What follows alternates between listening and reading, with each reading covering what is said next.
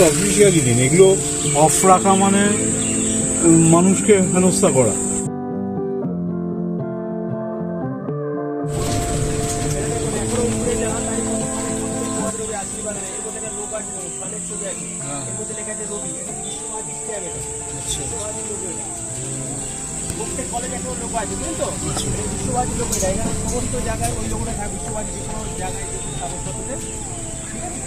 তবে সিস্টেম খুব বাজে।